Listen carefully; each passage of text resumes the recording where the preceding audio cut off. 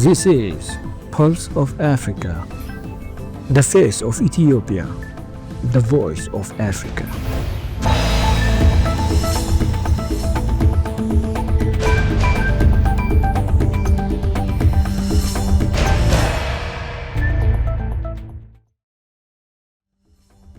Hello and welcome to Pulse of Africa News. I am Samia Mohammed with the latest. First, our top stories for today. Nigeria says Air Force has rescued 76 kidnapped victims in the northwest.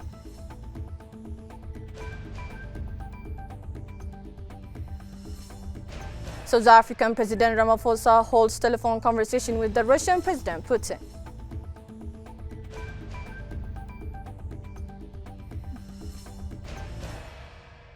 Pakistan Foreign Minister holds talks with Bangladesh officials during historic visit.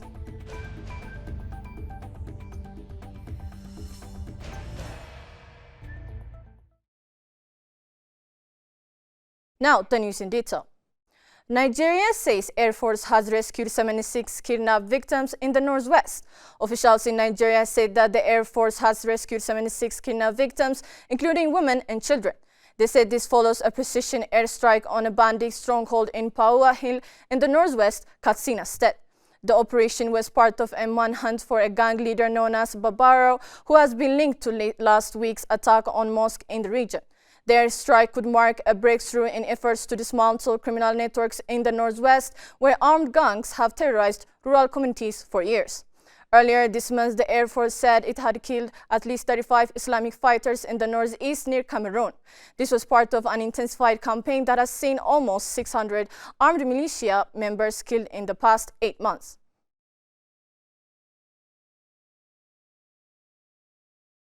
South African President Ramaphosa holds telephone conversation with Russian President Putin.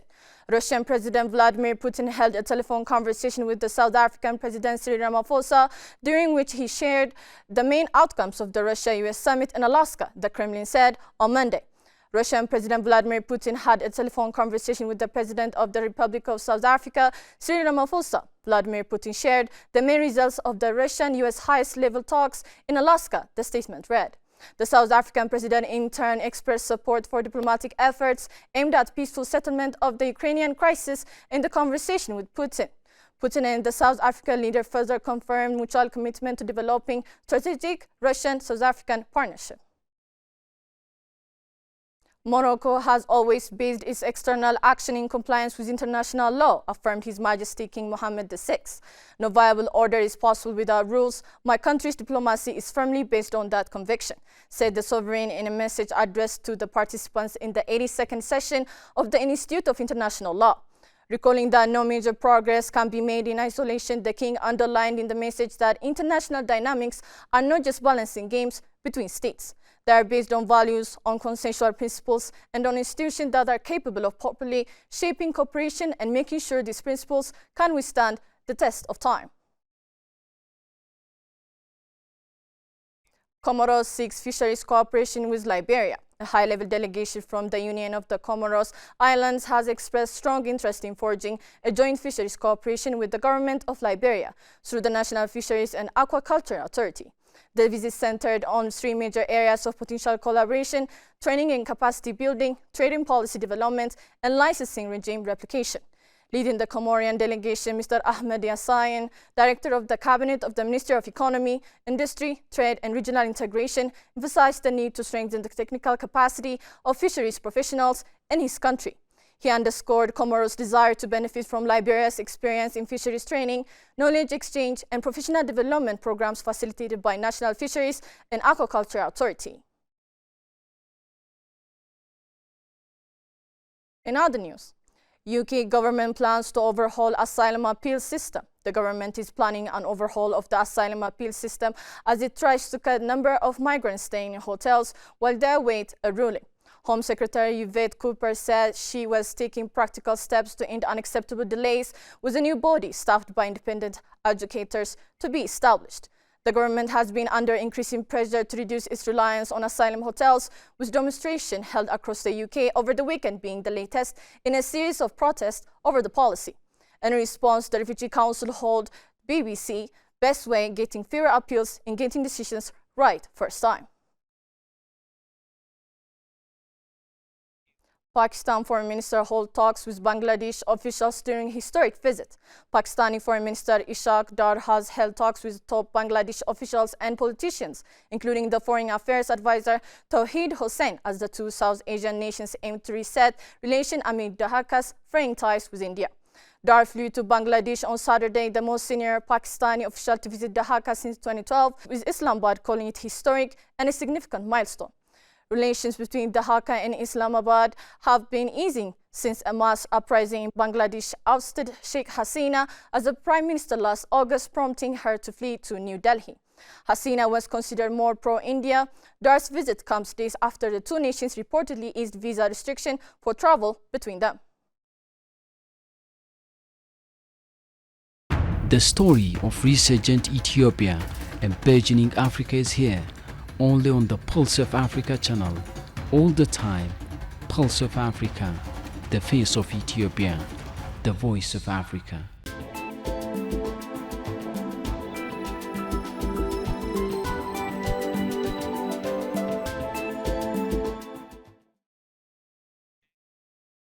Now to business news.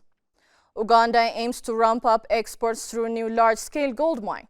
Uganda has opened its first major gold mine, a $250 million Chinese-owned project in Busia district, aiming to refine gold to 99.9% purity. The new Agagai mine operation now will process 5,000 tons of ore daily, producing 1.2 tons of refined gold annually, far surpassing 2023's domestic output, just 0.0042 tons. While Uganda's gold exports totaled $3.4 billion last year, the country trails continental leader Ghana, which reported $11.6 billion in gold exports during the same period.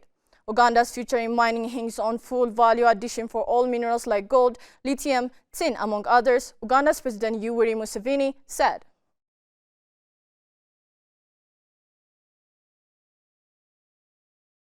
Finally, African nations must regulate debt trap loans from World Bank, IMF, South African opposition leader Malema said. South African opposition leader Julius Malema has cautioned the continent against loans from Brentwood Organization and others, warning that such moves can undermine Africa. Malema spoke on Sunday in Enugu as a keynote speaker during the opening ceremony of the Nigeria Bar Association Annual General Conference. According to the outspoken South African, such loans, which he described as a debt trap, can mortgage the future of the continent. The debt trap of Africa to our foreign colonizers must be stopped, and that begins by regulating these loans that our leaders commit future generations to, because they will not be there when the colonizers come to collect, Malema told the gathering. Before concluding, let us provide you with the latest updates on global commodities prices.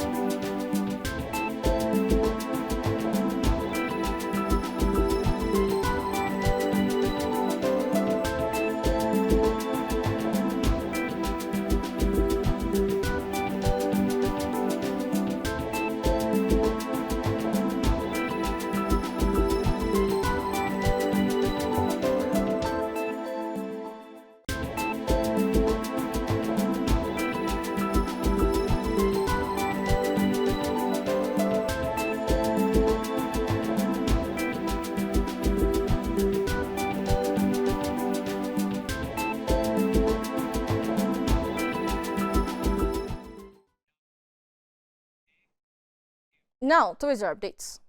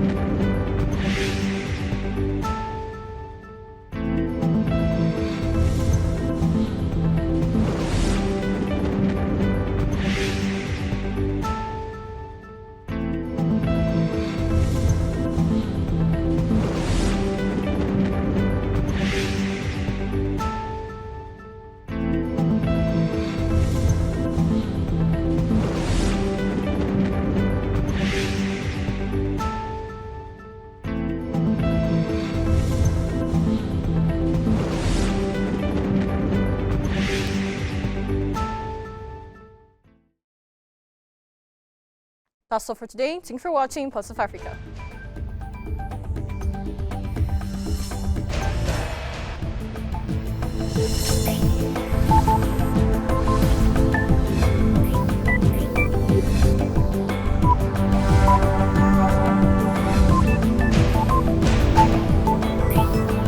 This is Pulse of Africa, the face of Ethiopia, the voice of Africa.